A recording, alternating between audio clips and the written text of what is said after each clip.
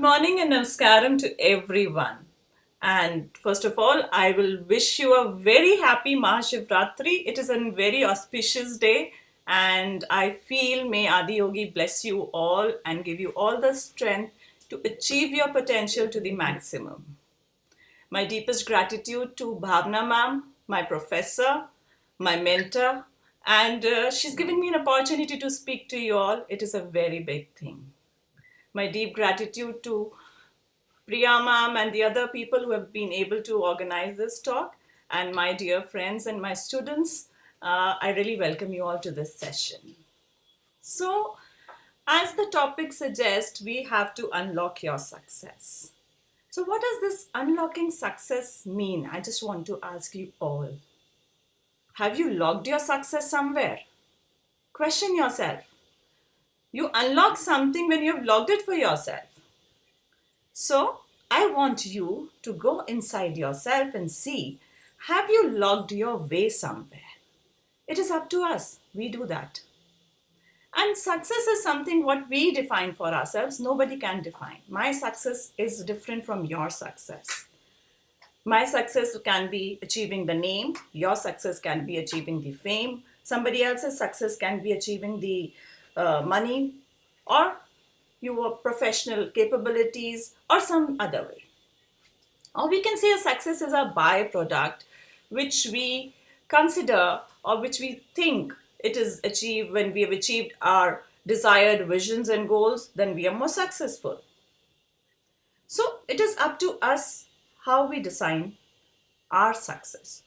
So before anything we get into the field and we have to see things clearly within ourselves that what it is for us. Not in a very theoretical manner we say, okay, one has to be successful in this class or in this subject or in this project. No, you have to define your success. You need to understand what gives you the most pleasure or which is the most happy moment for you. So first of all, if we divide it and we see it, what actually is needed when we see, okay, we have to look into a path carefully. What is needed? You need a clarity. You need a clarity of vision. You need to understand that what is more important for you and what is not more important for you. And there's a very fine line here, I would say, because you're normally influenced by the thoughts of the other people around you, by your surroundings, by your mentors, by your peers, by your parents. I don't mean to say that you have to disregard their feelings. Yes, they are very important for us. They have given all their life a lot of things to us, but at the same time, we need to see ourselves what go easy with us, what is our natural self. For example, I would say some student would be very comfortable in drawing a straight line. Some children would be more comfortable drawing a curved line. Some people are really able to make the geometrical designs better than the floral designs. I'm talking in terms of the designs because it will relate with you more. So we have to discover our natural self, what is very easy for us, and that is very important for us to understand. But the thing is, we give very less time to this.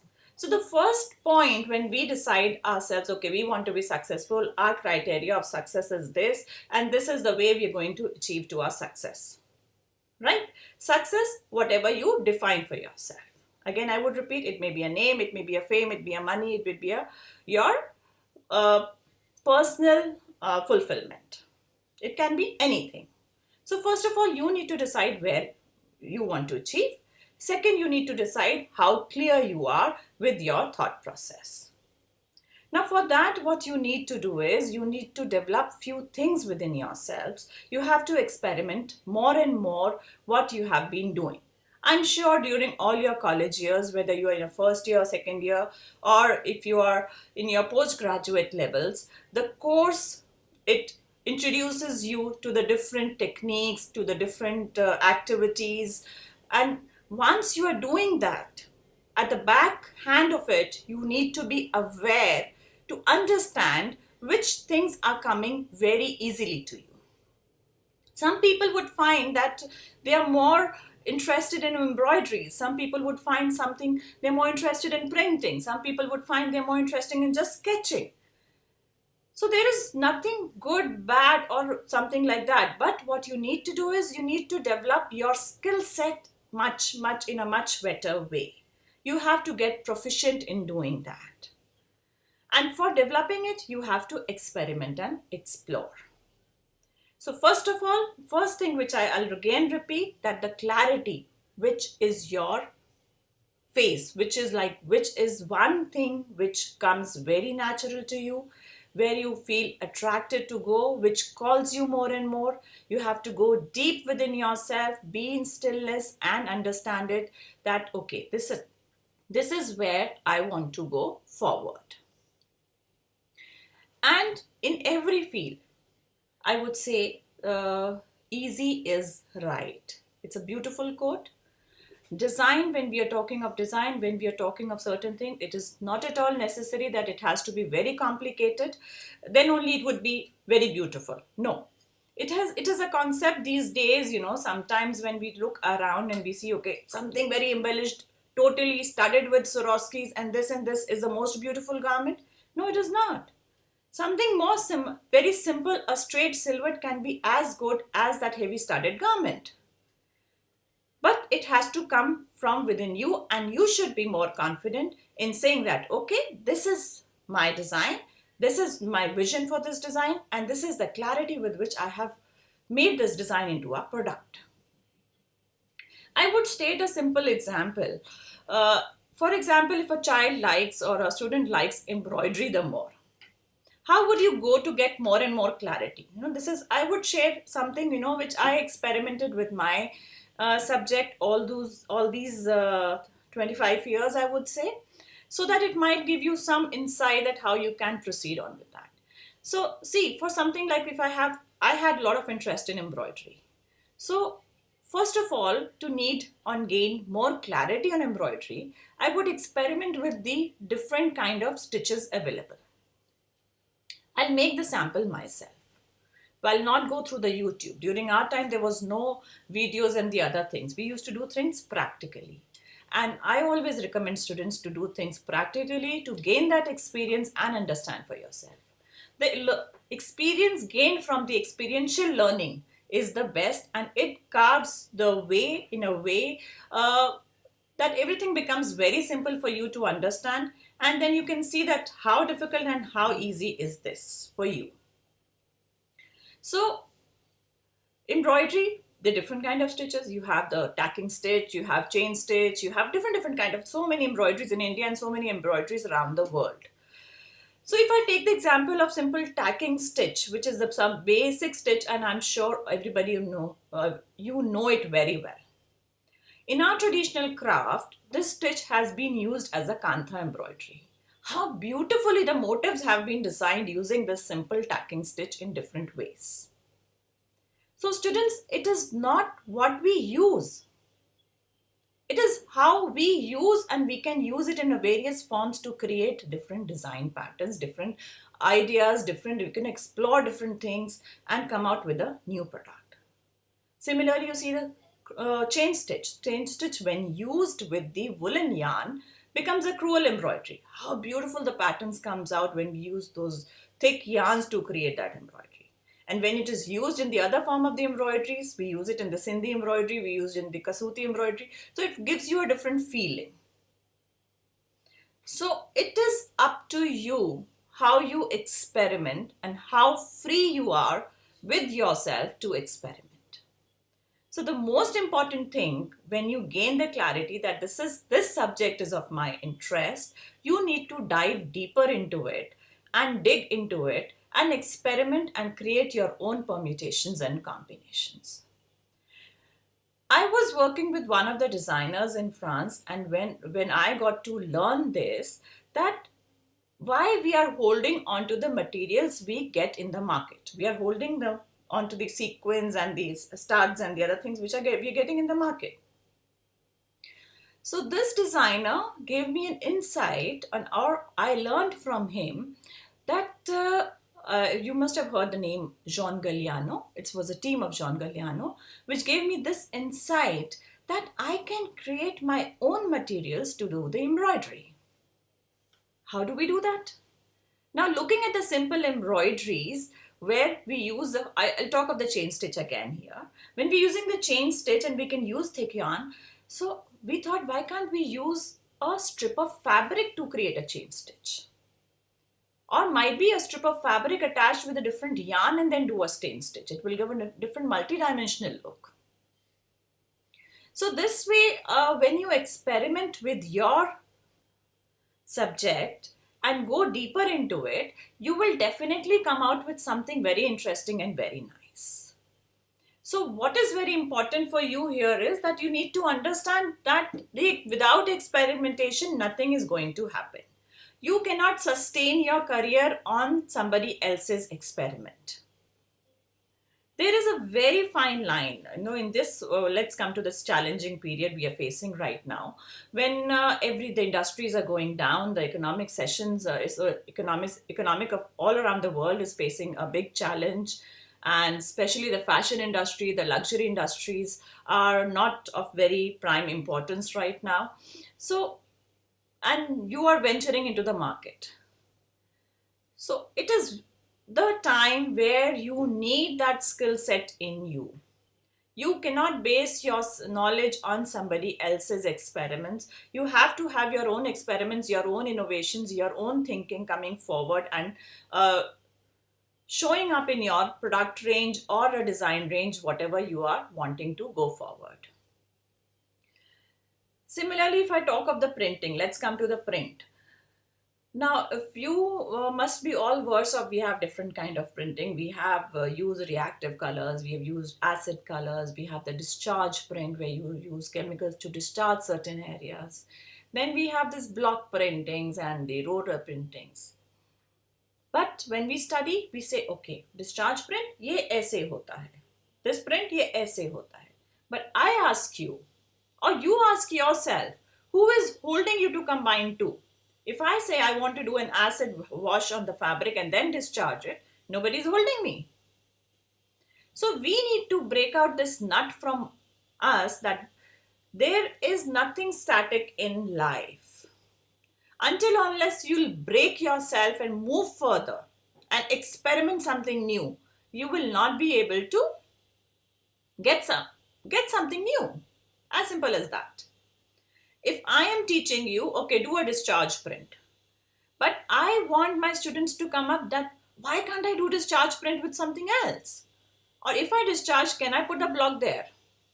Can I use some other experiment? Can I use some natural material and combine it with the acid? So question yourself at every step. That is the basic step, this basic way you can learn and increase your power, capabilities to do things in a much finer way. And here I would like to add on that it is very good to take an inspiration. I also take inspiration from everything in life, whether it is nature, whether it is my teachers, whether it's my fellow people, I know every moment is a big learning and I take inspiration from each and everything. But students and teachers, I would say there would be a very fine line we need to define for ourselves in between the imitation and inspiration. Here I say, okay, you see something, okay, this is working very good for the market. I should also do something like this. No, that has already been done. Now, what new you can do to add on to this thing? Some people designed a special fabric that has already been designed. Now think more. If khadi is becoming famous, not all of you have to go in the khadi. Now work on it. You have that technical knowledge also in hand with you, where you can permute in and make the combinations about yourself, for yourself. So don't hold yourself anything. Move a step further. You have to break that barrier within yourself. Design is a very big responsibility. Art is a very big responsibility because directly or indirectly, you all are taking charge that whatever you're going to make has to come up and bring some joy and happiness to the other person. That's why somebody would buy your product. Yeah, because he or she would like to add on to his lifestyle, add on to some joy to his life or her life. That's why they will buy their product. So it has to be very clear that it is a very big responsibility in your hands how you portray your things further. If some designer has made something and I would say, okay, I'll make something a little cheaper than this and put it in the market. So, okay, if the commercial gain is the point of success, then okay, I would say might be, that is the way. But still, there are other ways to do it. The imitation is not the way. And that's why sometimes when I talk to students, I say, give yourself 3-4 days, a time when you will off the reference. Off the reference, I mean off the internet. See, internet is very useful. You get a lot of material on it. You can explore, you can see all the shows from all over the world. But at the same time, if you have not defined your fine line in between the imitation and inspiration, you will go haywire. You're getting all those, you're capturing all those information, putting it into your software. And when you sit to do something, all those information in your software start pouring out. I would state a very nice example of a designer, Yohji Yamamoto. You must have heard of this designer, a very famous Japanese designer, and I've been lucky to be associated with his team for some work. And what insight I gained from him was amazing. He was one person who used to burn, I will say, put an emphasis on the word burn, the old collection. Why? Because he always used to say, I don't want the influence of my old collection to come in my new collection. Can you see how fine this line is? How fine is this line? That a person even is thinking that the thought process of when I made this collection of mine should not have some influence on my new collection. So that's why I need to burn all my material. This is very important, students. When you are venturing into your professions, this is a very big responsibility of yours, that you don't imitate. Or imitation, I would say, even if you've taken up the concept and say, okay, I'll modify it and mold it. No, that is all garnishing. We want you to develop your own recipe, the way you want to do it. So this is the clarity and the vision what I am talking about. And when you have this sort of clarity and when you go deep into your subject, you are bound to go to the path which will lead you to the success wherever you go. That is a promise, I can state, and I have not seen anybody who is not successful on that way. It is bound to happen. When your love and dedication goes deep into it, it becomes like a torch. This clarity becomes like a torch that guides your path. So I would strongly suggest all the students to develop this clear vision of what you are doing. You're not working for the college. You're not working to show your grades to your parents or to your teachers. You have to work for yourself. You have to groom yourself to be able to take up the task what you have decided for yourself in a much better way. I think so. I'm sure some students when listening to me must be thinking that this is not sort of solving our problem. So I will take you to the other way, take you the other way around also. Now, when we are talking of a design process and you say, okay, I want to become a designer. So you need to become a designer. What kind? Decide for yourself. Gain your clarity there. You want to become a designer which would design a practical collection. You want to become a designer which would design a fairy collection, a dreamy collection, or something like innovative collection, or a designer which would be more commercially successful. So this clarity, again the clarity comes in here. You have to identify first one thing or maximum two things for yourself. Don't jump into 10 different things and say, okay, I want to club up all together. You can club up together. I'm not saying that you cannot club up together, but start with two things first. Okay, for the person who decide that, okay, I want to develop a more practical collection, right? Now, when you decide something like that, you have to break down into the points. You have to break down that what, according to you, will help you achieve this target of yourself or this desired vision of yours. How will you gain an insight to be able to successfully reach there? So you break this into the points, write down for yourself, spend time with it. I would say sit with it, sleep with it, do whatever. This should be the thought which should continue within you. Keep on penning down your points. So practical collection, okay, it will depend on various factors. What is the socio-cultural system there for where you want to do this? What is their profession? What kind of climate? What kind of surroundings they have? What kind of different things which would affect the usability of your collection when you're talking of that practicality. Study all those points. Don't go on the information which is available all there. You can read all the information. It's okay, perfectly fine to gain the information, to read some people's experience, but your experience should guide you the way you want to go. So if you want to draw a practical collection for the people living in Mumbai or Delhi, you need to study everything out of these cities. Or if you're talking of the country or a specific clientele, you need to understand everything about them before even saying a word about it. Because your word is, again, I would say, a very responsible word. It should not be just out of your anything, informations from here and there. Not from your software. It should come from your experiential learning.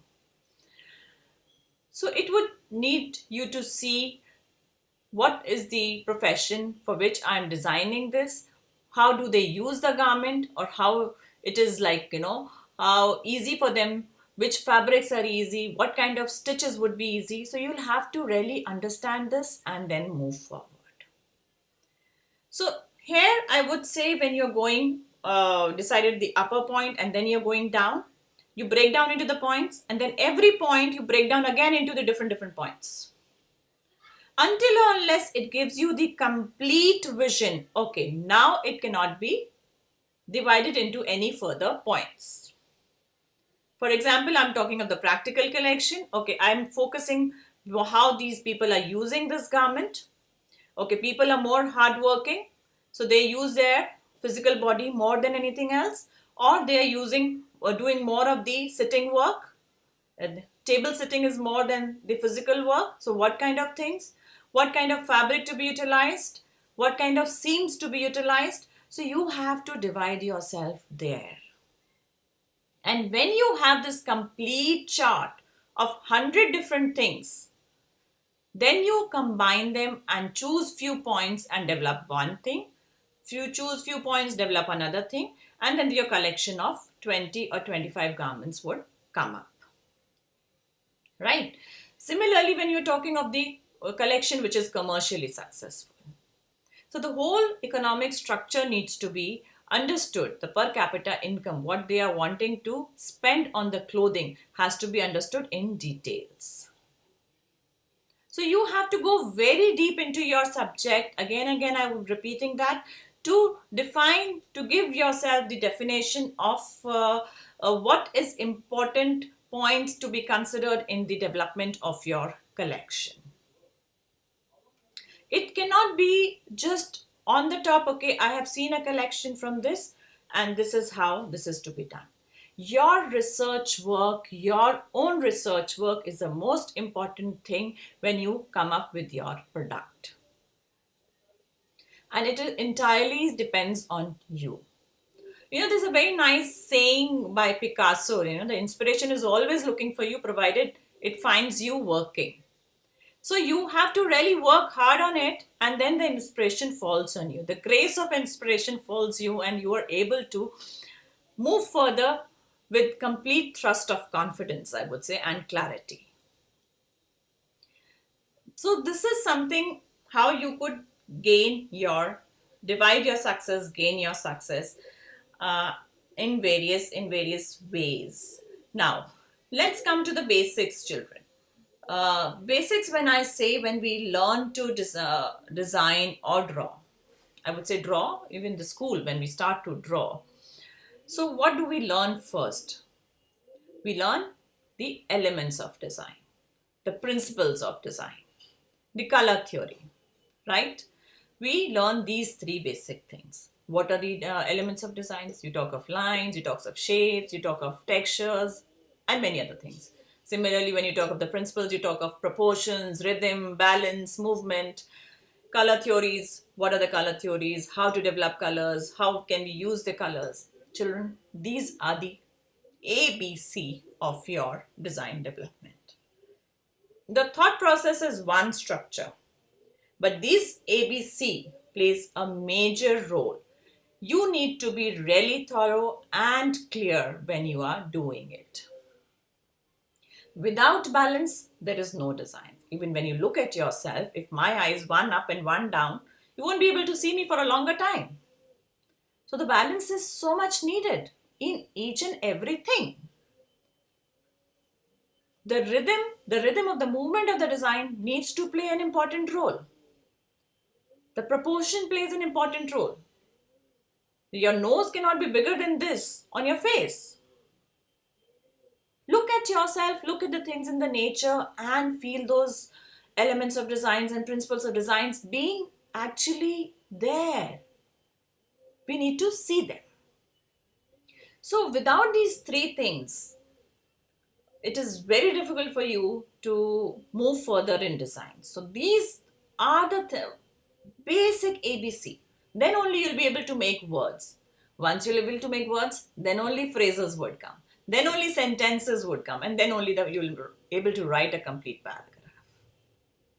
So work on these basic elements of designs, principles of designs and color theories, and proceed further.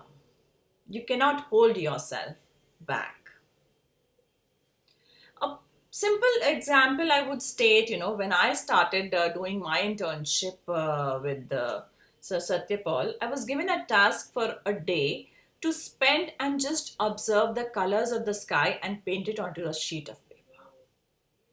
This is an amazingly beautiful exercise, and I would say all of you should do once in your lifetime to see how beautiful it is and what an insight of colors you get when you spend those 10 hours or 8 hours or 6 hours just looking at the sky, looking at the change in colors with the light, with the different light, and how it creates a different emotion in you when you are relating with the sky. So much of interrelation is there. So I would really recommend all the students should do this exercise anytime in your lifetime. Give yourself a day, give yourself this joyful day, I would say, sitting with your colors and your sheets in the garden or in a park or in any open space in your balcony. Observe the sky and just keep on painting. Might be after every 10 minutes or 15 minutes, Schedule yourself and then paint that sky. It's a beautiful exercise for you to understand how the color mixing would happen, how you can variate with colors, how beautiful the nature is. So it gives you a whole bundle of insight for your design. It is like very sad to see sometimes that we people have stopped sort of observing things around us. I don't know, some of you must be able to do it, but whenever I go for the talks and I talk to my students range, varies from like a 4-year toddler to the very old people also, because being an art therapist, I deal with all age groups. So it is very difficult to, when I ask this question, let me ask you also this question, that when you're walking on a roadside or in a park or any open space, can you name 10 trees which you cross? Do you remember the name, or you know them, or have you ever observed them that they are always on your way? हम घर से बाहर निकलते हैं, हमारे पास साथ साथ कुछ पेड़ हैं, क्या हम उनको ऑब्जर्व करते हैं? Small exercises, but really they give you insight. Every leaf on a tree is different. Every leaf on a tree is different. Every tree has a different kind of a leaf. Similarly, every person is unique. You are unique in yourself. You're absolutely unique. There is no comparison. What you can do, no other person can do. That other person has the ability to do something else better than what you can do. So first, as a children, we have to take off this concept of comparison within us and keep it on the side. Actually, there is no comparison anywhere. There is a certain project given to you by a teacher and you would be graded for it. So the competition is, she has done better than me, or he has done better than me, or I need to do better than everybody else because I need to gain grades. Sorry, I would say here, nobody bothers to check your grades. It doesn't mean that you take your subject lightly. But what I mean to say that you don't need to work only for grades. You need to work for yourself. You like this, you're working through. Try doing one project like this, and you are more than welcome to come back to me anytime. I'm very open to all my students all over the world. They can come back to me anytime, write me an email, I'll reply to you. Do with your complete passion, complete dedication. Your uniqueness would blossom. It will bloom. It will come out with such a flowering colors that you would be amazed what you have done. I want all of you to go deep into that and discover yourself.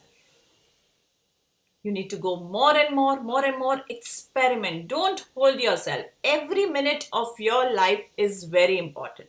You don't know about the next moment of life. Every moment is very, very important. And as a student, you don't have a single moment to waste anywhere.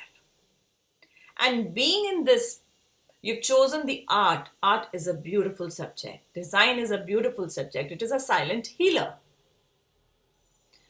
After working in the commercial field, when I realized then that the art has the power to heal, my whole attention got diverted towards that area. And I realized it's so beautiful, not all through life. It was a surprise for me that it helps you build your concentration. It helps you build up your focus. It helps you do so many different things. It takes away all the emotional upheavals, provided we are relating to design and art in that way.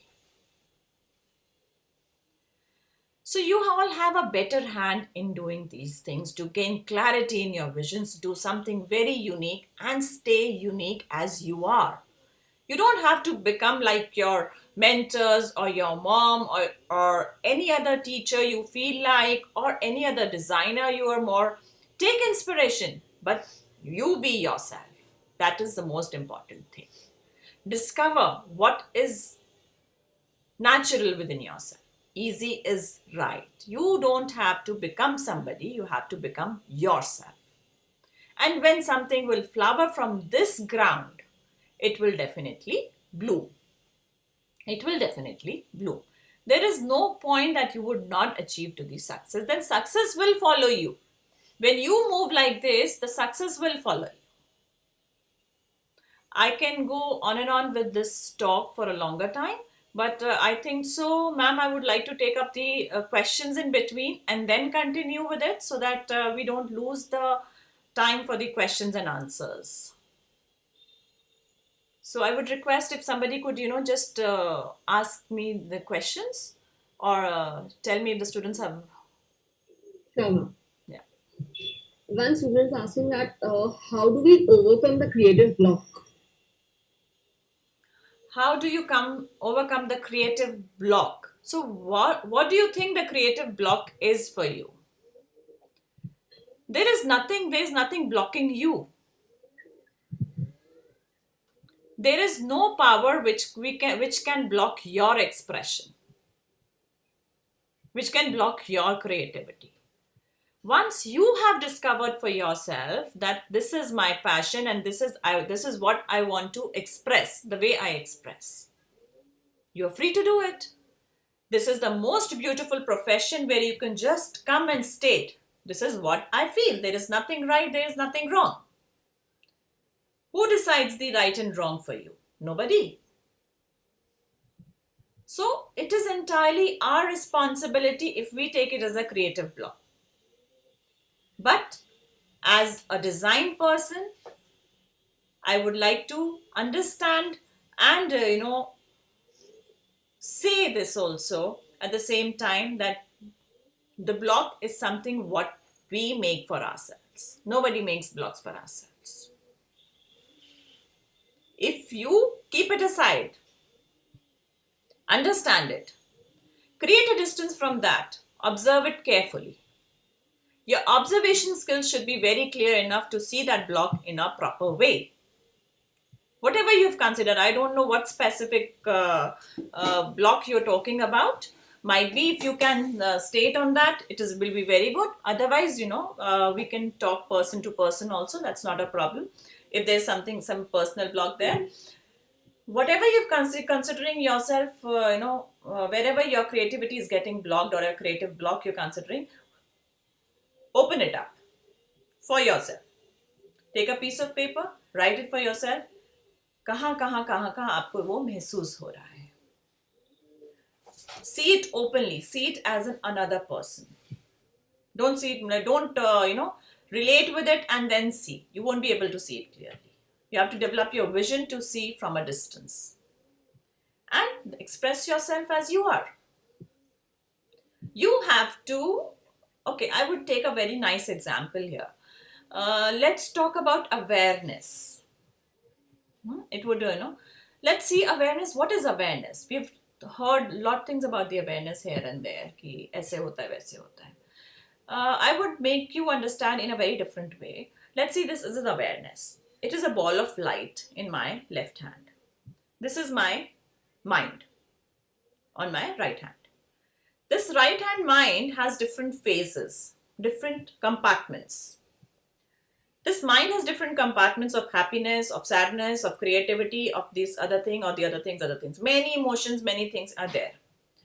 Now, wherever this ball of light, I take it to the mind and put it in certain direction where it falls on certain areas, in a desired area, that lights up. I put it in a happy zone, I light it up as a happy person. I put it up in a sad zone, I'm sad. I put it up in a blocked zone, I'm blocked. So what is more important is we need to understand that we need to develop that fine art of using a ball of light rightly where it falls on. Right? So wherever you're feeling blocked, wherever you're feeling that there's a creative block, it is the thought process which has been given to you. Yes, or it is a thought which has come to you. So you need to see it clearly, give it the complete light, and then break it into points and see and solve. I would share something here. You can talk to somebody where you feel comfortable, but not to everybody, because the solution and the answer will come from within. Ami, does this person specify what kind of block so that I can? No. Okay. So we can suggest to this student if he wants to talk about the personal block somewhere or something very specific and not comfortable talking in the whole talk, he can talk to me later or she can talk to me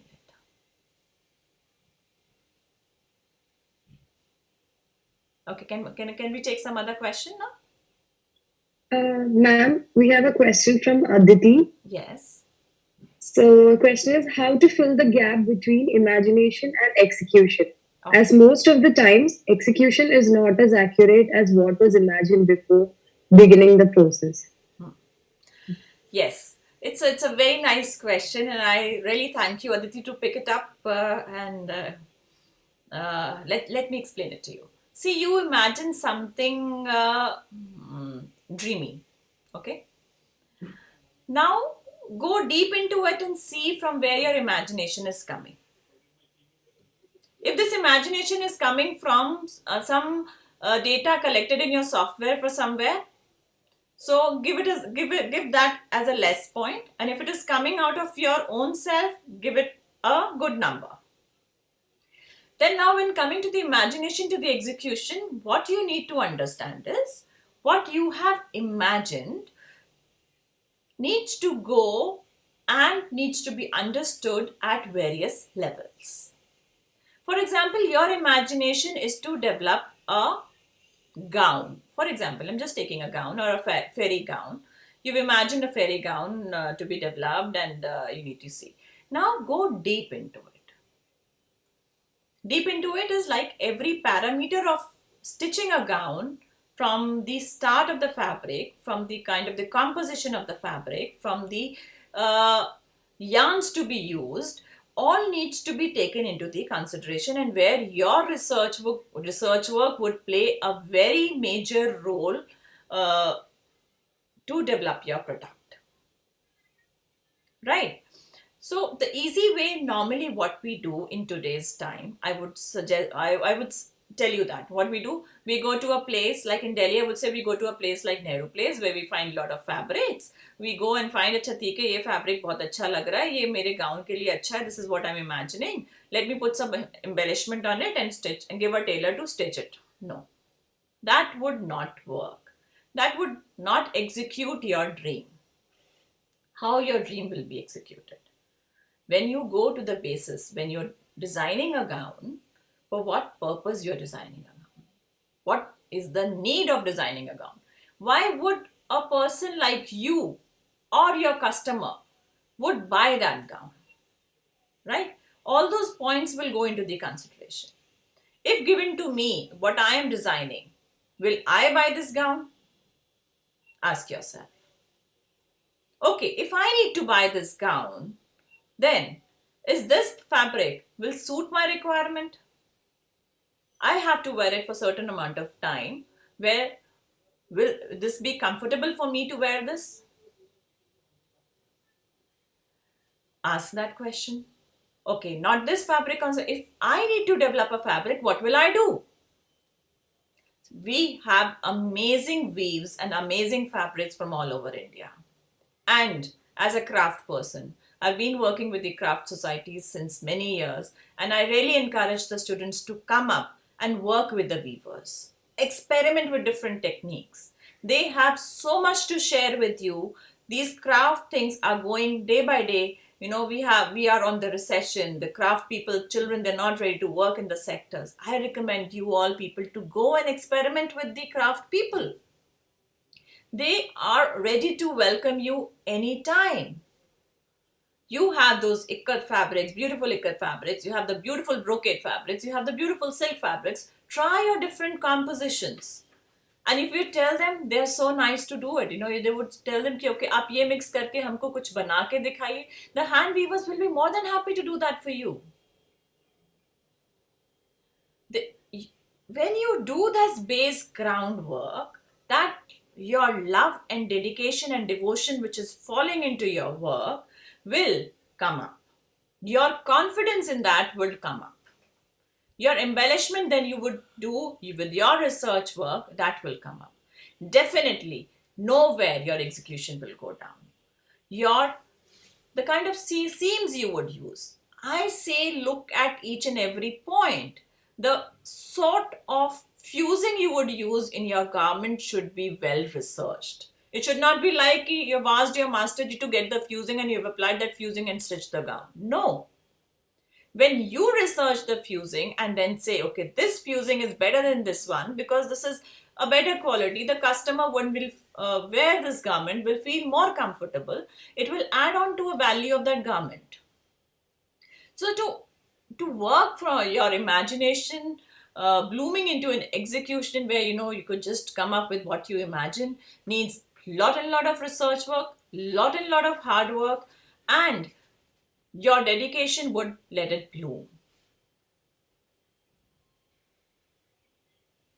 I think so. I'm able to answer this question. It's all on you, children, how you take it up. I'm going to throw the ball in your court all the time. I'm here for you. I'm here to do that.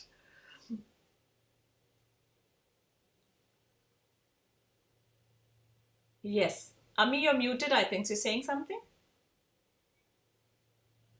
Yeah, Sakshi Sharma.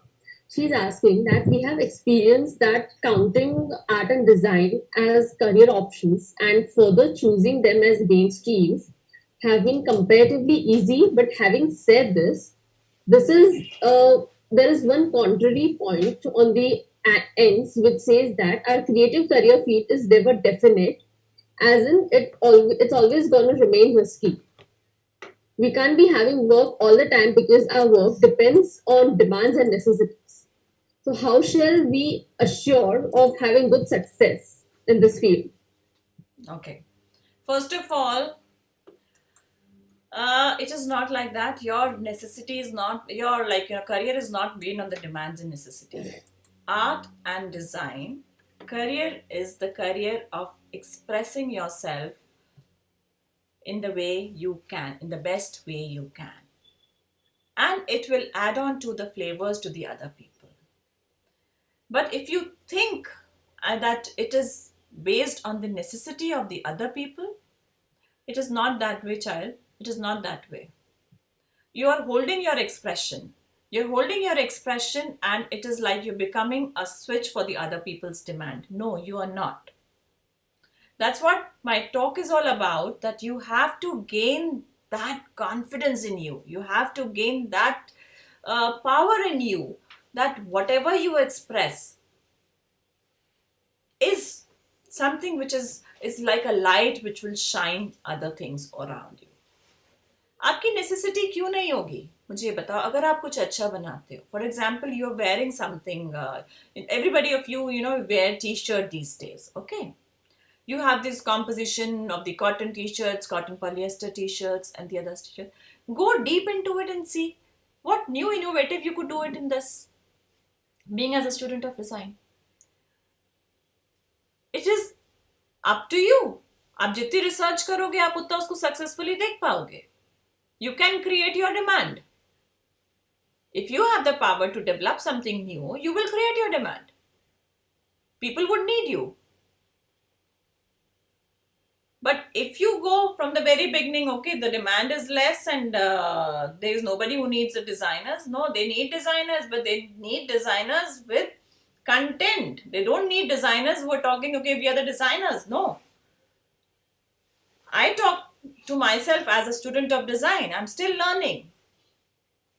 But surprisingly, sometimes, when I see young people, they'll say, oh, we are the designers today. No. Okay, you are the designers. Everybody's a designer of their life. But you need to develop that content. You need to develop that power within yourself that everybody needs to touch. A very simple thing, it's like I'm talking to all of you. You will forget my words after some time. You will forget my face after some times. But if I will touch you somewhere, if any thought of mine will touch you anywhere, you will not forget that thought. So always make it a point that whatever you are doing, you're putting yourself so completely with total involvement that it is going to definitely touch somebody. And once it is done, there is no need of the demand and the supply things here. People would definitely need your input into the development of their product. People have money to invest into the industries and create industries, but they are always in lookout of such people. Frankly speaking, if in today's world I have to go and find out the people to work in my team also, I really have to go through a hard time to find people who are touching, who work with their passion, who work with their complete involvement. So why I'm talking to you all, why I keep on talking to various people is only this, that we need to develop this power within ourselves that we are able to share. When you are able to share, you gain much more. Why we're not able to gain is like we have closed our doors to share. I said there is no comparison. In my talk I was talking of comparison. जब comparison नहीं है तो मुझे share करने में क्या problem है? I know something. For example, there's a class of 20 children. 20 children have 20 different qualities. I'm sure everybody is unique. Everybody has a different quality on their own. I say if those 20 children come up and share, can you imagine the quality of that class, how it would be? It will go 20 times more. The children are sharing what they are unique in. It is giving the insight to the children. So in one class, when you're sitting together, when you're sharing your thoughts, when you're sharing things, you grow multifolds. So again, the ball is in your court. It is up to you how you become. So for the things to come back to you, what you will give out will come back to you. Yes, Ami, we can go to the another question. Ma'am, we have a question from Donna. Yes. So the question is, the world is so fast-paced, we are not always able to observe and keep track of things as you have told us to. How do we bring a balance to our life between this rat chase and smelling the roses without being overwhelmed? Okay, so you don't need to keep the track of all the things, Vida. देखो, सब चीजों को देखो, but आपको bloom तो अपनी strength से करना है. You have to bloom within yourself. Keep the track of things as much as you can. Don't bother to that you have to keep the track on every designer and you think what are they doing. No need. What you need to develop is develop yourself, discover yourself, discover your observation skill, your execution skill. You have to develop those, invest more time in it. If I have to say that, okay, you have to divide your day, whatever, for example, you give your work 8 hours a day. For example, I'm just taking an example. I don't know how much time you're giving it to yourself. Out of this 4 hours goes to your school or college work where you're learning and your professors are taking your classes and their stuff. Now you're left with the 4 hours. Okay. And if I have to divide these 4 hours into my research work, right? My observation skills. Observation skills means my personal skills development and my execution level, right? So I would divide this 4 hours every day equally. I would say, okay, 1 hour I'll give it to my research work where I will just go through, what is going on and how it is going on. Is there any change in the policies and the other stuff? Because when we are working in the industries, we need to take care of understand what policies are going on, how the industry is working. That 1 hour I'll give it to that. 1 hour I'll give it to my personal development. Personal development is where I would increase my strength, my personal development skills that I need to concentrate. I have to have the proper concentration and the willpower on what I need to execute. Then I will give more time on my thought process. Okay, this is what I'm aiming to in my life. What steps I would need to follow it. Give those steps some time every day to reaffirm yourself. You need to affirm yourself with what you want in your life. And give yourself the strength, okay, this is what I'm aiming at and this is how I can do it. For this, I need to learn this. And the fourth is the execution skills. Execution skill is your experimentation time, where if you're doing with the embroidery, you need to sit with a needle and thread and do something. When you're working in design, you need to sit with the paints and the paper and do something. Every day. It is not like, okay, once a week I tried some embroidery somewhere, okay, oh yes, this is a very beautiful swatch which has come out and this is good enough for a month's time. No. I say it has to be your consistency will work for you. Your dedication towards your goals would work for you.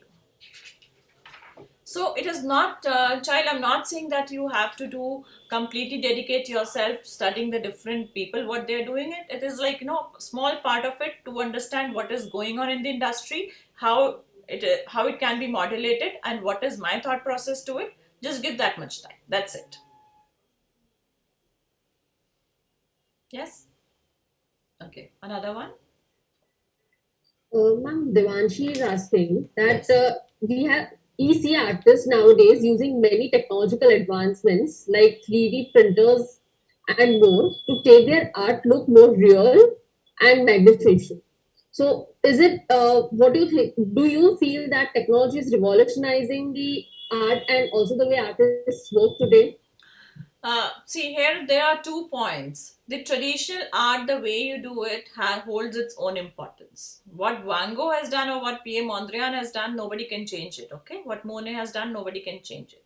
But we can change its application, that we are making a museum where we can make the Van Gogh painting a very vibrant painting and it is giving movement effects, then that is different. So we need to learn, if there's some new technologies which are coming, we need to understand and learn if those are of our interest. Again, I would say if they are of your interest. Your manual work or handwork will never be replaced. That is one thing. One thing you need to understand. Like, handloom fabrics cannot be replaced by the mill fabrics, whatever technology advancement can happen. Okay, they can go slow, but they will be there. The uniqueness in them would be there. Yes. Similarly, like this, these advancement of the things are there. If you can learn, and I say you should learn the new things which we are coming up as a student of design, you need to understand and see their applications also. And again, I would say permute it and make the different combinations and use it for your design.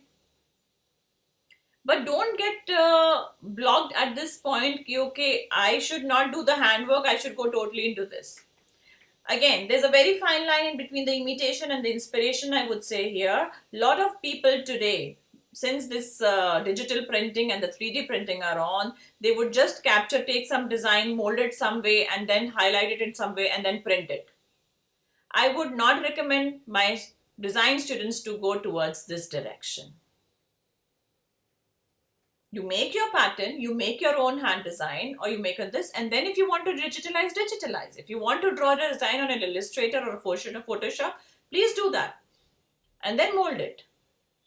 Don't hold yourself to understand the technology advancement and how you can use them. You need to learn them.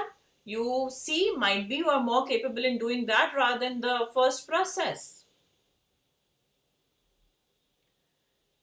And always, whatever comes, we need to learn to make it a stepping stone for us. We need to see how we can utilize it for our well-being, for our benefit.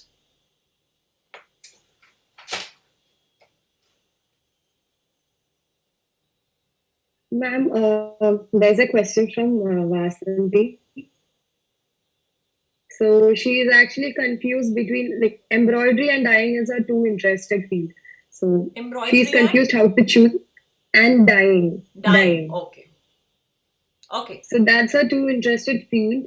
So how to choose or fix with one stream in future? That's the question. Why don't we mix both of them together? I've got such a beautiful ideas, We can use different experimentation in dyeing and then combine with the different embroideries. That can be amazing. Have you heard of a Leheria dyeing from Rajasthan? I'm sure you must have done that.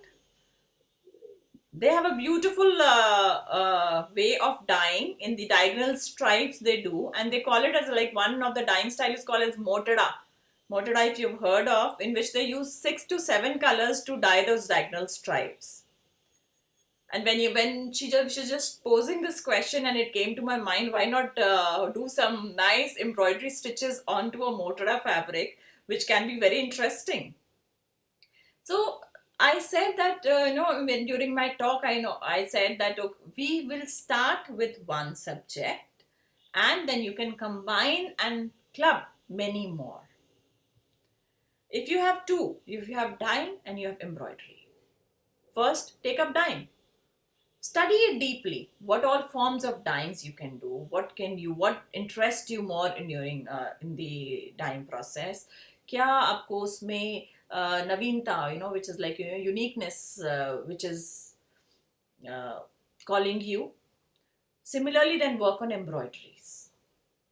Once you're clear with two different things, two different ideas, you can really mix them well, combine them, and then depending on the ultimate end product what you're making, you can mold it in that way.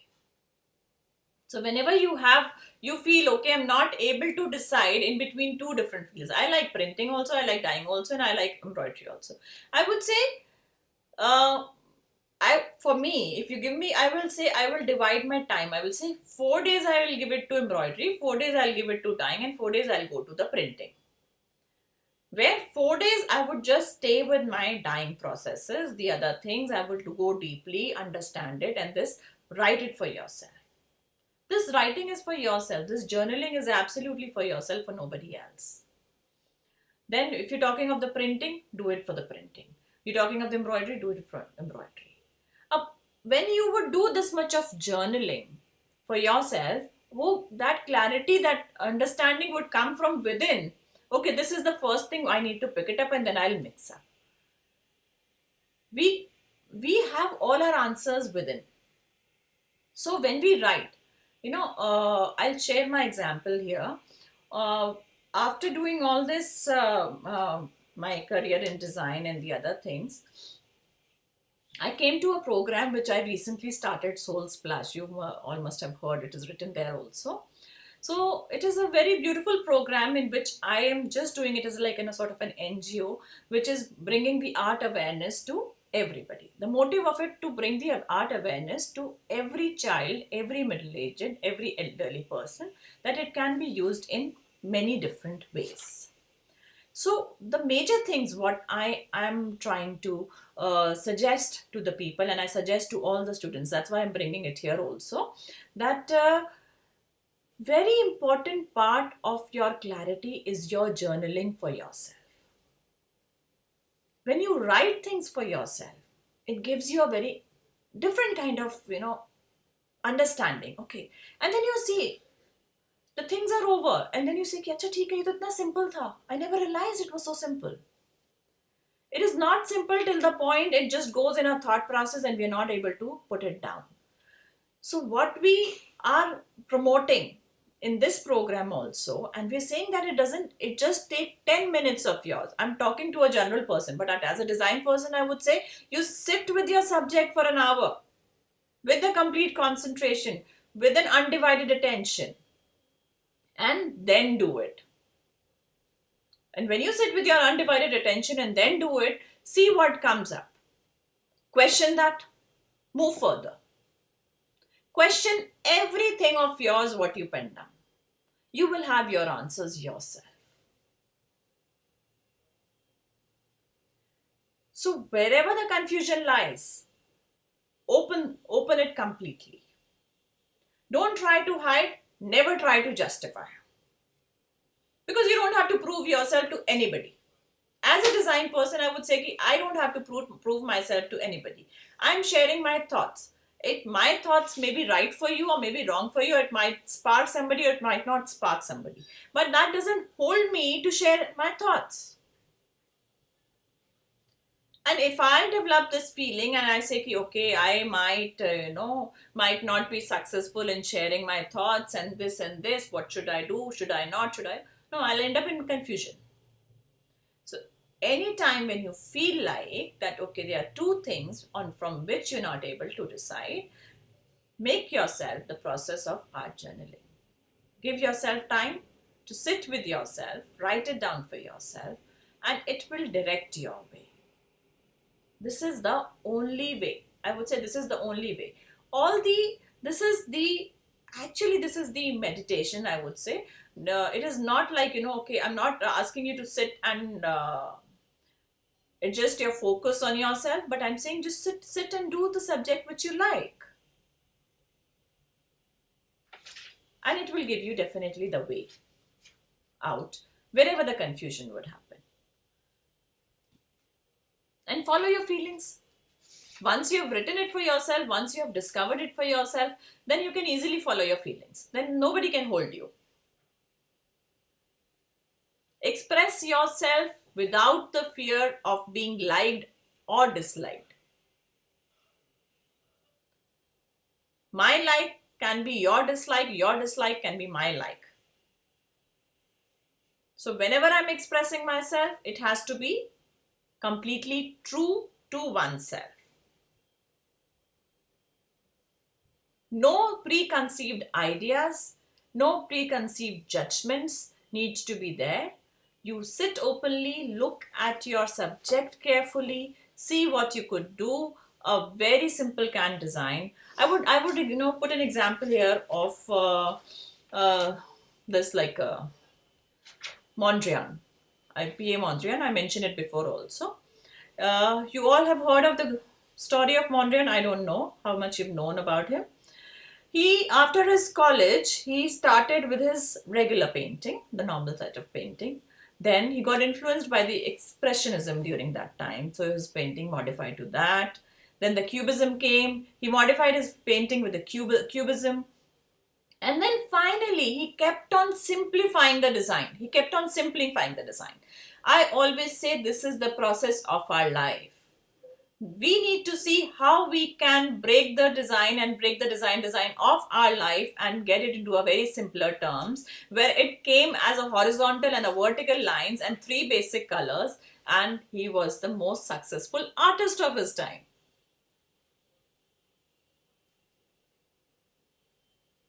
So these things, when you gain insight from these masters of their time, it's like immense. They teach you how to break down. And this is one thing, I felt within, like, in India, we talk less of the artist. Therefore, I'm introducing these artists also in my programs, and stay sharing these short stories, from which we can take up the inspiration and see things how it can be. They are very simple. It's just like we need to just apply them into our lives. So, child, not to worry. Whatever coming to you, you want to do dyeing and embroidery, give yourself 4 days to dyeing, 4 days to embroidery. Write it down for yourself. Whatever comes to you when you think of dyeing, whatever comes to you. It is like fabric comes to you, colors comes to you, the pattern comes to you, the process comes to you, whatever. Write it down. Choose from them what you would like to pick up.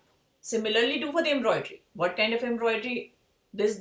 Then see, weigh them and mix them. Or if you want to mix them, or might be in one of your collections, you want to do some part dyeing, some part embroidery, and some part a mix of two. Yes? Okay, we can go to the another question. There's a question from Siddharth. Yes. He's saying that today, most of the handmade work and hand embroidery traditional work are being taken over by machineries. So, what are your views on that? Do you think that at one point the handmade and traditional work are going to be vanished completely? Never. It will never happen. And it cannot happen. And it is wrongly understood if we say that the machine work has taken over. Machine work has taken over, okay, whenever the embroidery, we're working for the commercial collections, when the collections are like, which are at a certain price range, and then we cannot meet the price range, and we're doing this. But handwork cannot take the space of the machine work, because the beauty of it, the way it feels, is totally and absolutely different. And every work is unique. कोई भी काम कहीं गुम नहीं जाएगा. And especially the handwork. The possibility of molding the handwork is so immense. वो आज आप एक तरीके से करते हो, कल आप दूसरे तरीके से कर सकते हो. I was just talking to you with when I was doing a project with John Galliano. The insight came, why not I develop my embroidery material? Now tell me, if Ami is developing her embroidery material and Abhirami is developing her embroidery material, they're going to be different. The embroidery is going to be totally different. I might use a Leheria fabric to take out a strip and do the colorful flower embroidery on my this, and I might add a little bit of sequence of the other stuff, or I can even develop my sequence on my own. There are ways, and it is how much we experiment. And similarly, machine work, I say machine work is not bad. See what you can take out of it. I can mix machine work and the handmade work depending on if I have the budget in mind. If I'm aiming to make a certain collection which is commercially viable, it depends on my research work how I can divide and balance that design with the machine and handwork both. But definitely, I would like to add on to a handwork given to me. I will definitely add on a little flower of a handmade flower to any design because the kind of beauty it gives is different. Anybody can do the machine work. If I make one sample, might be the China is able to make multiple things out of that with the same machine work. But if I do the hand embroidery on top of it, they are not able to do it. If I invent a way somewhere I can mix the three things, if I can mix the technological printing and I can mix the embroidery and hand embroidery and the machine embroidery all together, it is difficult because that's something which has come from within me. So my chances of the imitation also drops down. So I would recommend you people to go deep into the hand and machine both and see how you can make different kind of the combinations. You can give a different texturization behind with the machine embroidery and then highlight it with a certain motif with the handwork. It looks beautiful. But never try to reduce work for yourself when you are experimenting. You need to dive into the different kind of an experimentation to gain an insight for the wonderful design which is dying to bloom from you.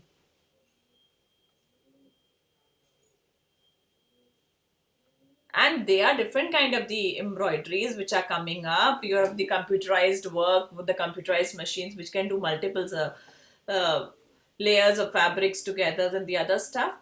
It's okay, it's for the commercial. But when any designer or anything who needs the embroidery work by the hand, why Lisage embroidery is the factories were made in India? Why all the embroideries were made in India? Because they identified that this is such a beautiful thing, they can experiment with anything.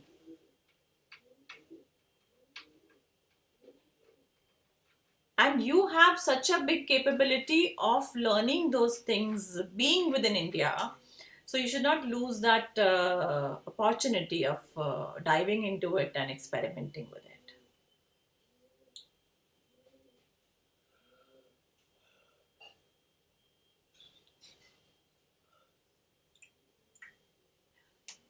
Okay, we can have another question. I come not, might be Ma'am, you we can. have one question from Yeah, I was saying something like I'm answering. If these people have a further question to this, you can ask them to put a term so that I want them to be totally convinced that okay, their problem is answered. Yes, ma'am.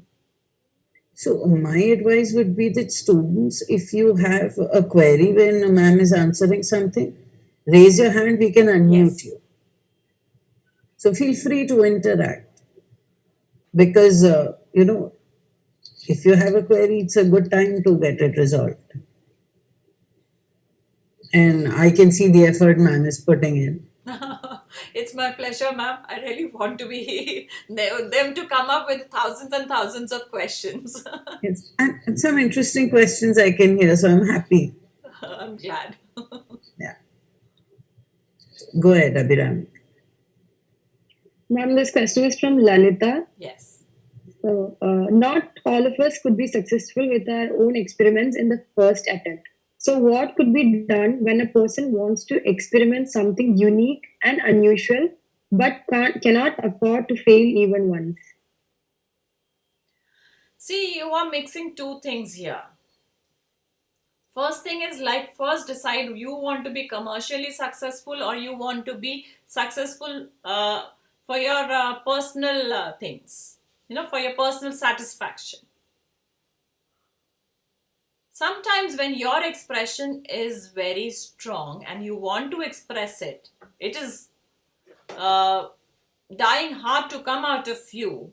You don't think of anything. Let's talk about the artist Van Gogh. I always relate the stories with the artist. He was not at all successful all during his lifetime. But did he stop painting? No, he didn't stop expressing. People of that time they were not able to understand what he's trying to express. After his going, people were able to understand. And now, see, Van Gogh paintings are like, I don't know what not prices we can talk about. But, child, when you are expressing something and doing with your dedication and the other stuff, don't think about that, okay, whether it will be successful or not successful. Anytime, whatever thought you're giving, that starts manifesting. That's something very philosophical, but it is very practical also. It happens. It is the way of life. So when I'm doing something, I'm starting to work on a piece of paper, and I say, it should not get spoiled. It should not get spoiled. This is so precious to me. It is sure to get spoiled because you have given that thought that it will get spoiled, and it will also work. At the same time, when you're giving a thought that it should come out nice, at the same time you're giving the another thought that it should not get spoiled. So it's a mere confusion. What I'm talking of the clarity is this: when you are doing something, when you are expressing your something, you push all these things aside, keep them aside. Whether this will be successful, whether this will be acceptable, whether this will be this will not. No, just keep them aside. Do your work with your total love and dedication. Then see. And again, I said, I went one way explaining you, then I went the another way. Now, if you see, okay, you want to be commercially successful, then work that way. So, it is up to you. You decide, okay, I would want to work to express myself completely to my self-satisfaction, and it's okay. And I am sure what I'm going to express with my research and this thing would be accepted and would be easily, happily accepted by the market and the other stuff. When my research is complete, it is bound to happen. When my research is not done, it is not bound to happen.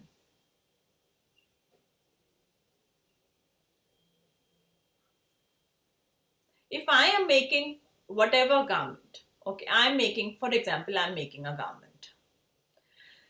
एक तो वही बात हो गया, if I go to a local market, buy a fabric and this and that and then done it. But it's like I've not put in on any research. Yes, I did little bit of research on something, somewhere here, somewhere there, somewhere there.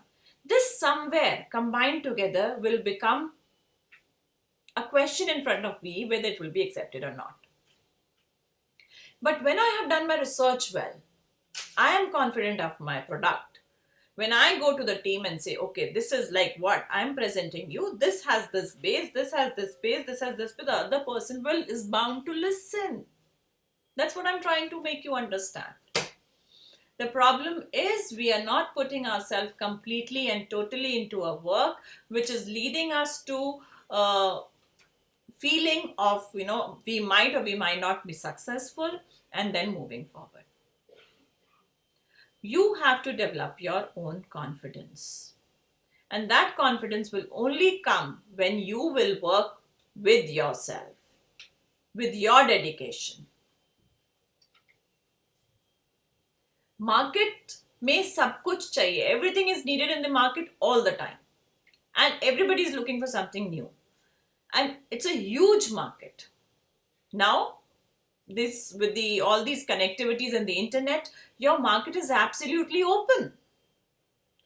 I see this website Etsy, and I see the young designers coming up there and putting up their product.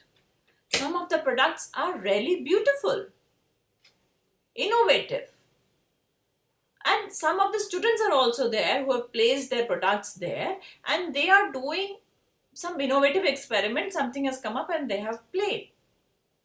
I would suggest all of you, why not do something like that? When what you are experimenting, share it with others. Share it with others. Listen to their feedbacks openly, open-mindedly, with not the judgments कि इसने मुझे ऐसा कह दिया तो मुझे बुरा लग गया. नहीं, वो उसका thought process है, उसने ऐसा बोला. And then might be some suggestions would come to you where you would gain an insight to how to improve it, how to do. See, there's always a scope of improvement for everybody. So don't block yourself here also. I have done my research completely. I have gone this. I'm overconfident now and nobody can tell me anything. No, it is not like that also. So be open to take up the suggestions and improve it. This way you can go further. But entirely up to you how much time you devote. How much time you devote to your subject. It is not based on like what is needed in the market, what is not needed in the markets. In between I was talking about this challenging time. Definitely it is a very bad time. It is a very challenging time where the luxury industry is not good and you people would be venturing in the market. So until or unless you would have the complete command on your skill set, nobody would entertain you. You will not be able to find out your space in the market. You have to create your own space.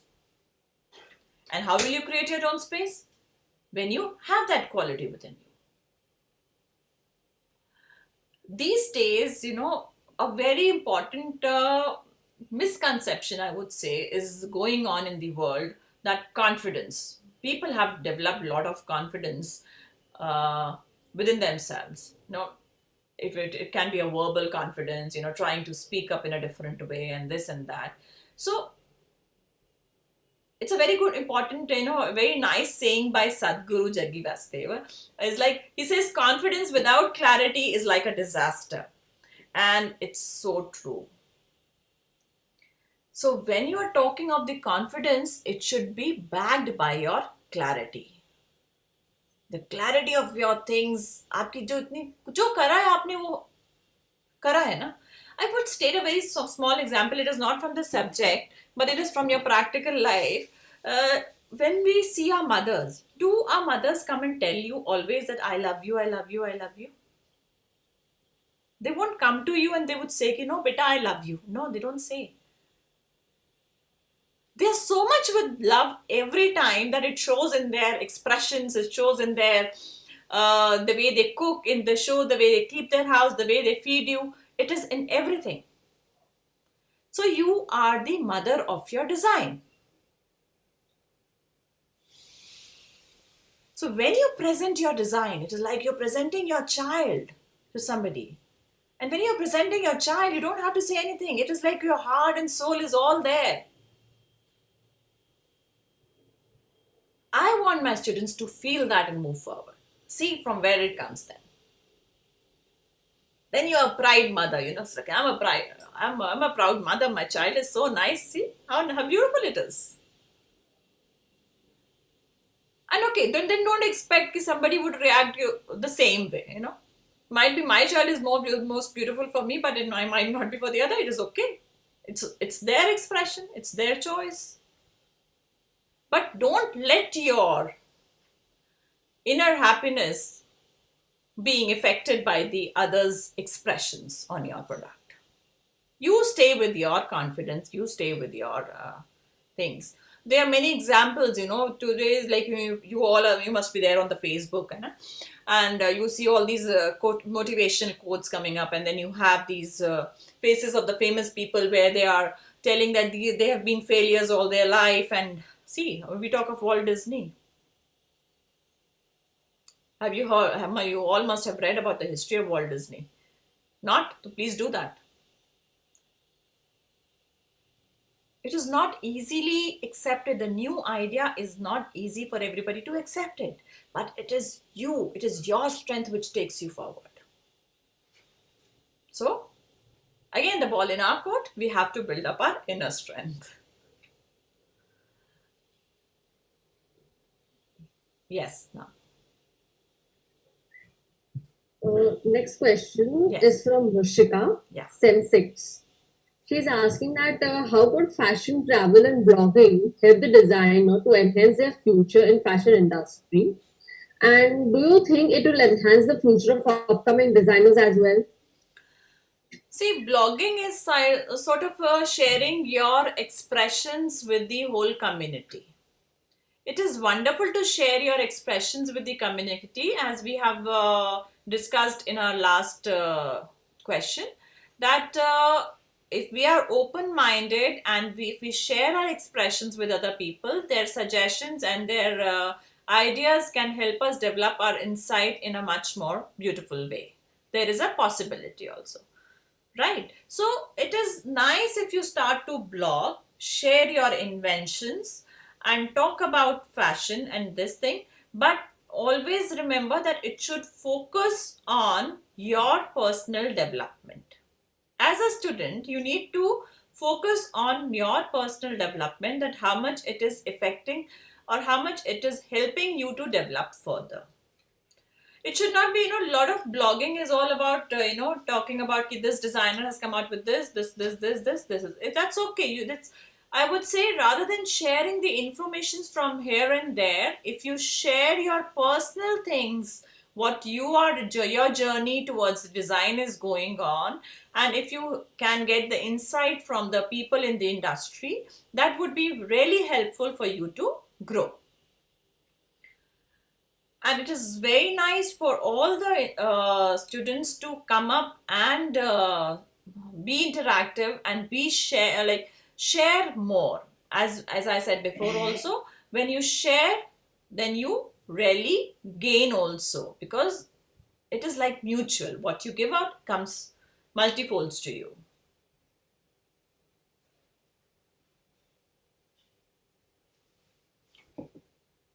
Yes, Ami?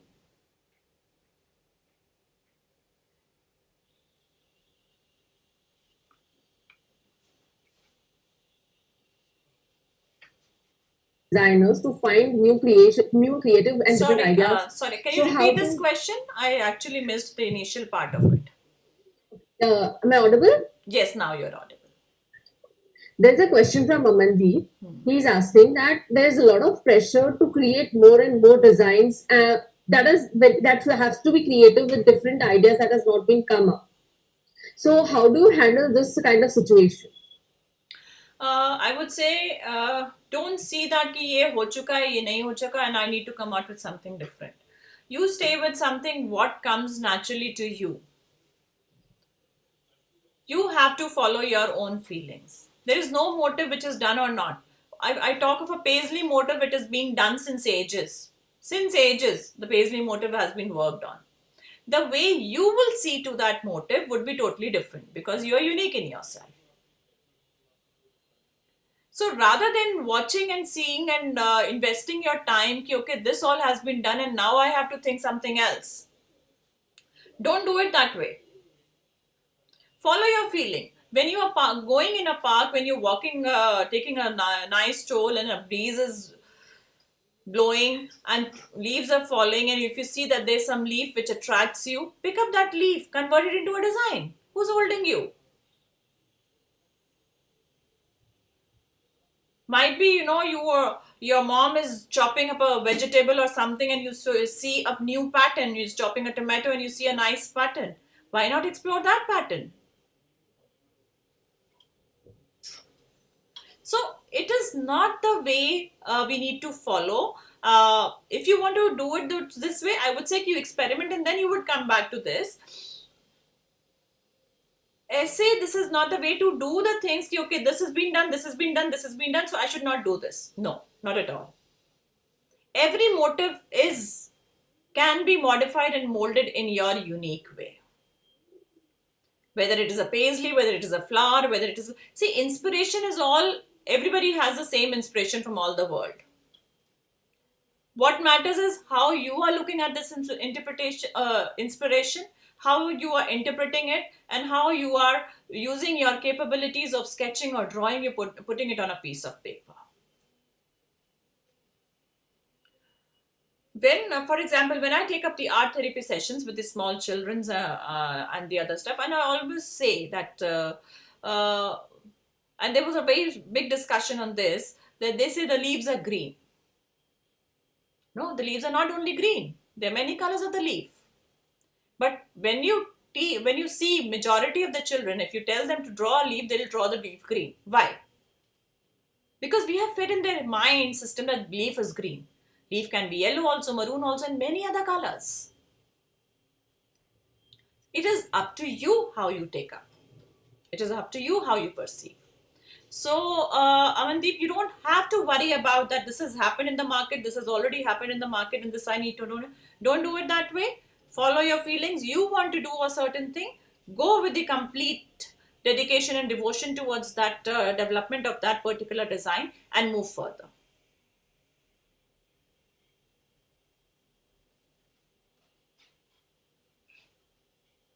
Ma'am, Yes. there's one question. What's the biggest challenge or problem in the fashion design industry currently, and how do we tackle it? See, what if you ask me, the biggest problem is the people are not focusing on themselves. The designs are not coming originally from themselves, and therefore there's a big confusion in the industry. Lot of imitation coming up, or the combination. What the new students, I'm sorry to say that, but the new students are doing it.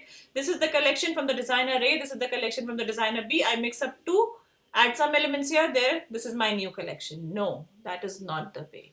This has created a lot of confusion in the market, a lot of not needed competition in the market, and then it affects all the three. So, what is needed at this point of time in the market is the genuine players. We need genuine people to work in the market. India has lot of potential. India has, again, I would repeat, lot of potential, especially in the sector of arts and crafts. My journey with Sir Satyapal has been all through. We have been saying that we don't need to follow the trends. Why do we have to follow the trends? We have to make our trends ourselves. And today I proudly say that we are the only one company who has been working with most famous trendsetters of the so-called trendsetters of the world in the fashion and textile industry. We've been supplying designs to them. What makes us do so? Because we are not referring to the books and the other stuff or the internet for the images. We are developing our vision, we are developing the design with our clarity, and falling in love with that and nurturing it as this design as a mother, and then putting it forward as a product. So to move this industry in a most beautiful way is bringing in more and more genuine players to it, not killing each other but sharing with each other to develop this industry, grow, and make it boom like anything. Work with the art and craft people, artisans of the country, motivate them to do something nice so that those art can sustain. And it's the most beautiful thing. We all enjoy. Not even a single person I would see he would not enjoy when he sees some art made products. Might be it as a small box, or might be it as a small scarf, or it is a small pendant or something.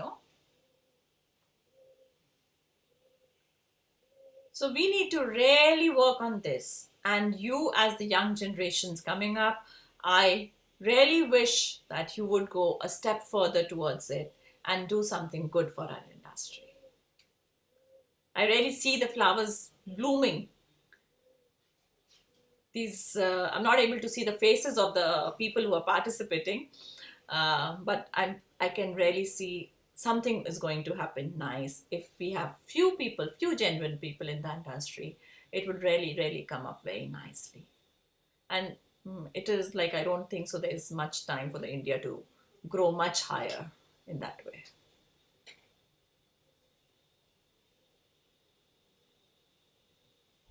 Yes. Ma'am, there is one question. Yes. All students thrive for success. So when do we know that we are successful? You have to define your own success, sweethearts. What is success for you? You have to define for yourself. Like for me, if I would say, after being commercial, but I'll give you my example, might be it helps you. After being commercial for like 25 years, I decided to come up with this program where I just want to go sharing with everybody. Just sharing, pure sharing, with no idea of any commercial angle in between it. So this is, I feel I am the most successful today if I'm able to share. I'm talking to all of you. My success is if I'm able to light up the small candle in any one of your hearts. I'm the most successful person today. So you have to define your own success where it lies. It is in your spiritual process, or it is on your professional basis, how you want it to be. And as simple as that, which gives you the most happiness, that's successful. You're successful. Which makes you feel more like you're contented, you're fully blissed out when you're done with it. So that's the point of your success, no? Sometimes we say, okay, commercially successful, but are all these commercial people happy and peace within? That's a very big question. I would say, if I talk about the data today, the biggest problem of anxieties, stress, and depressions is among those people who are commercially successful. So, is this showing that commercially successful is leading you towards that direction? But at times, if you're not careful, it will lead you there. So it is up to you how you take up your success. Okay, the commercial angle is very much needed to move the things further. But I would always put in the principle of design, the balance of everything is very much needed. You need to see whatever you are doing is absolutely balanced. You are not blindfoldly running after money. You're not blindfoldly just sitting and doing things what you only want to do. The balance of things, the way you do it, the way you put the things, you share with your peers, or share with your mentors and anybody you feel like doing it, will really help you to define your success. Go within yourself and find out what will make you successful and what is the criteria of your success.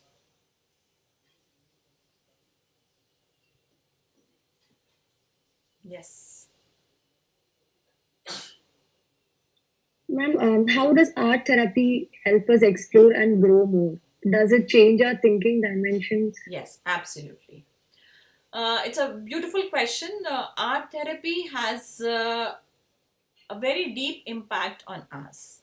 See, it is the visual. It helps you to express yourself in very different way, right? You are allowed to express yourself in multiple dimensions,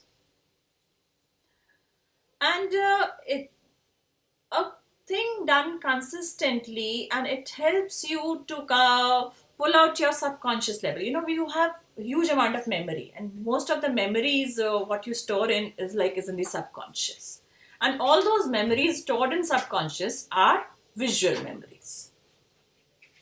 We realize or we don't realize, but these visual memories stored in our subconscious, they have an impact on each and every activity of ours. They put their reflection on it. Art therapy, in this process, when we do it, these memories get translated into the images. It is very easy to put them onto a piece of paper. And when we do it in a very simple exercises, it helps you release the emotions, different kind of emotions. And when you are you're not feeling comfortable, if you do a simple scribble exercise, it helps you release emotions. It helps you release the energy which is, rather than getting blocked, it gets released. Another point, when it is done regularly in the normal way of life, it can change restructure of, it can actually change the wiring of your brain, I would say, in this way. See, your brain has the capacity to develop in different ways, and it is up to us how we develop it.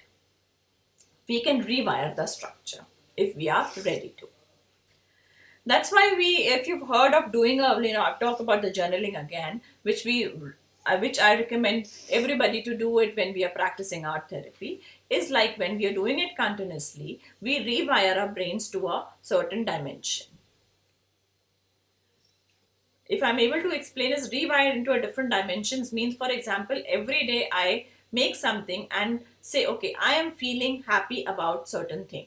I'll just make something, I'm feeling happy about something. I do it continuously. Now it is scientifically proven, if it is continuously done for in between 40 to 66 days, it restructures your brain to give that thought to yourself every day that yes, you're happy about something. Any practice what you do in between continuously from 40 to 60 to 66 days, it becomes the structure, it becomes a part of the structure of your brain. So it helps you to change to a very different level. And this is the way it heals. From where the problem arises? Let's ask ourselves this question. We have so much of anxiety, stress, depressions, and blah and blah. So many problems like this. From where they are originating? They're originating because we have been used to suppress all our feelings and emotions within ourselves. हमको ये डर लगता है, if we express, what will the other person say? So therefore we are not able to express ourselves in the verbal way.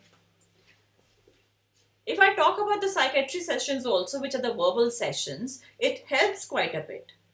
But still, there are certain areas where I would say the art has a major role to play, because when you are doing it with the art, it is entirely up to you or in between the art therapist with whom you are associated with, and then you can release, you can express, and then you can move. In last 4 years, I have come across such a major problems with many people, and how the art has been resolved has been amazing. It has been an amazing journey that people with the major depressions can come over, people with the some physical disabilities can come over these things. How come? Because when their structure within themselves is at peace, where they are calm within, the medicines they would effect will effect more. Whatever they would do will have much positive impact on things. So everything then clubs up. So what is more important is to calm up ourselves and do our practices well and grow gradually. So art therapy plays a very important role. It is not very prevalent in India right now. It is coming up. It is coming up, growing quite a bit now. But I would say my aim and mission, what I would share with you all, my students, is that I don't want anyone to come to a stage where they need a therapy. I want to motivate everyone to do and make art the part of their life in such a way that you don't need any therapy. You will just have a life which will just flow. And you all being the student of art and design, you already had a upper hand on it, because you're practicing art in every day as a profession also. So understanding this, if you adapt certain practices in your lifestyle, it will lead you towards much brighter future, I would say, a much brighter, happier life, I would say.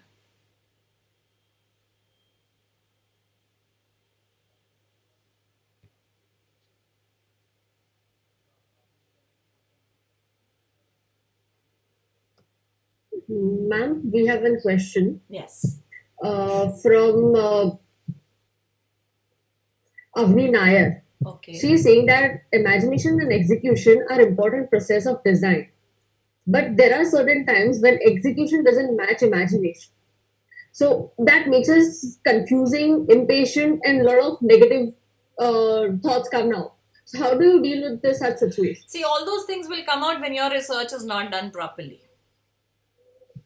When I make my steps clear from the very basic level, when I'm imagining something, first point, I've imagined it carefully.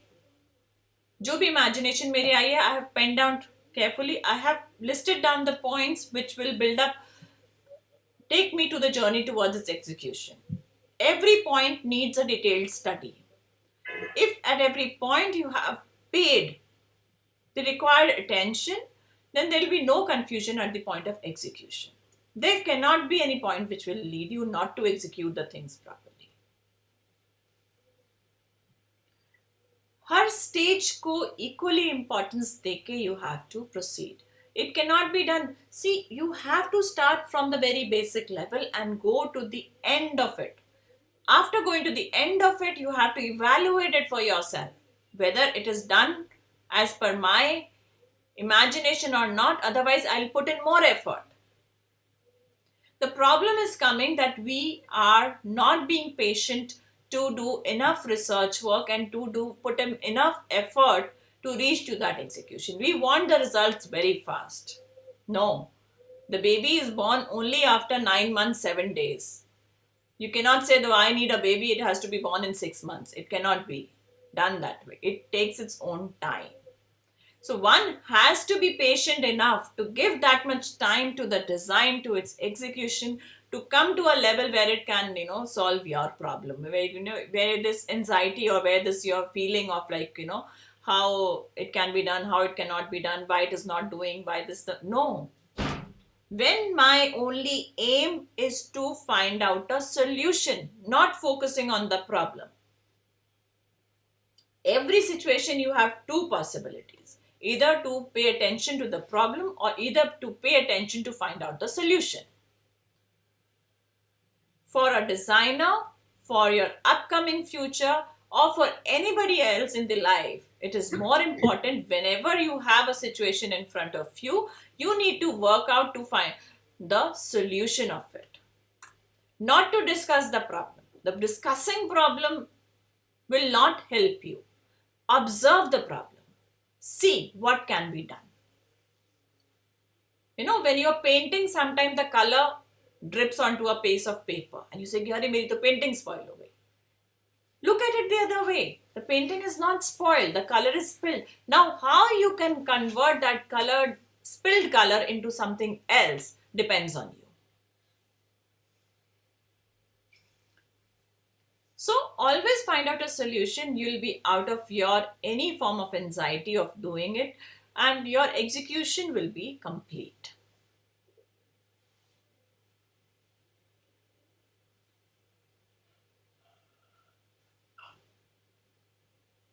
Yes. Ma'am, and there's one question from Pallavi. So today for everything we refer internet, even for the information and for getting Yes. inspiration. Yes. And as you said, there is a fine line between inspiration and imitation, and we are not able to keep up that. So how to deal with this and develop creativity? See, if you're not able to maintain the fine line between the imitation and the inspiration, it would be a difficult journey for you, I would say. It would be a challenging journey because this is something, the clarity has to be developed within you that you don't have to take up somebody's ideas and develop it into something else. No. You can get inspired. But inspiration doesn't mean that you're picking up this design, उसके ऊपर 2 पत्ती और लगाई और मैंने नया design बना दिया. I get inspired when I see a pattern. If it is done in the nice, I see, okay, nice colors, this is a nice combination, and this is the way I've placed the flowers is interesting. Okay, this much is my inspiration. Then I don't see that design. As a student, you need to be very clear. आप देखो internet को, you watch on the internet, but don't save the files. Don't copy the files onto your systems. When you're watching, see it with an open eye. Look through it. Okay, nice. It's nice.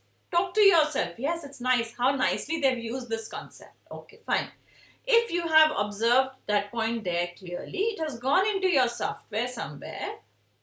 Yes, but when you sit to work for yourself, sit openly with your minds open, with no idea, start doing it. If it comes, if at that time it comes, okay, let me try this way, try it your way. Don't keep the design open on your desktop and then draw it. Right now, what we are used to doing is we go through different things and we just keep on copying them and keeping them in the files as in our folders. Okay, ठीक है, okay, इसको ना मैंने ये वाले pattern के ये designs निकाल लिए, मैं इनको सबको देख लेती हूँ. I'll make a collage form and then see. Collage formation is a very good activity, but not for the imitation, but for, I would say, helping your imagination sprout. So this you have to make yourself clear and understand this concept thoroughly, that I need to observe, appreciate, but not imitate. You like the silhouette of different things, a certain designer is doing a garment, you like the different kind of silhouettes. Okay, you like those silhouettes. Okay, done. You've seen it, keep it with you. Yeah, it's there, stored in your software. But when you are drawing, but don't draw that silhouette for some other market. You need to work according to the market. No, I'm nobody to name anybody, but there have been a lot of things, certain silhouettes coming to India which doesn't go with our weather, which doesn't go with our climate.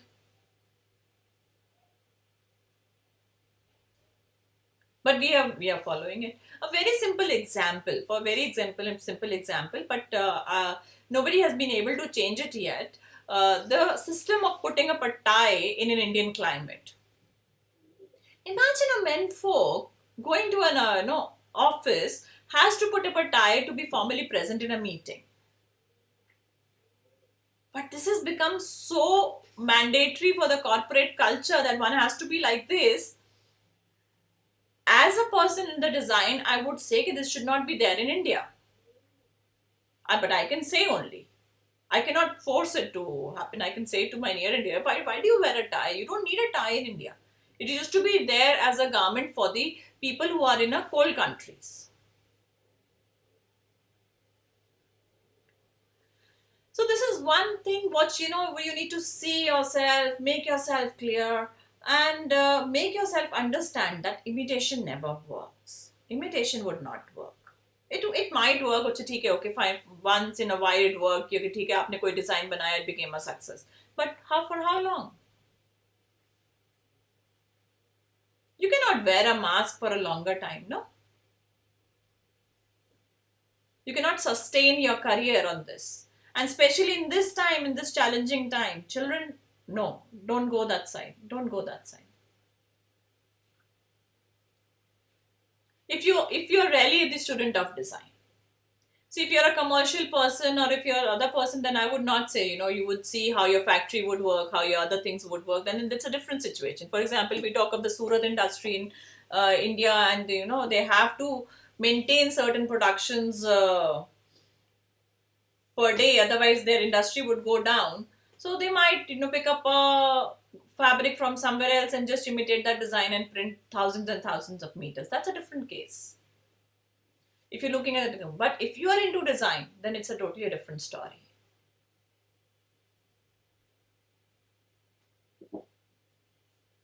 Yes. Ma'am, last question for today. Yes. There's Nirankar who is asking that how is art and beauty made for each other? You need to explore. Go and dive in your heart and see how it is related to beauty.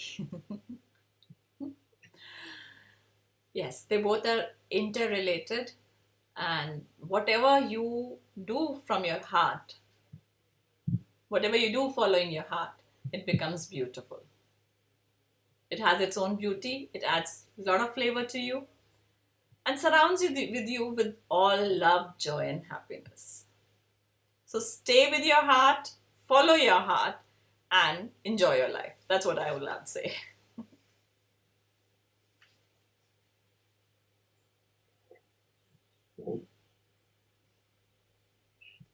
Thank you, ma'am. Most welcome. I guess all the questions were answered, and Okay. I would like to thank Radha ma'am for being here, giving us this valuable time. I would like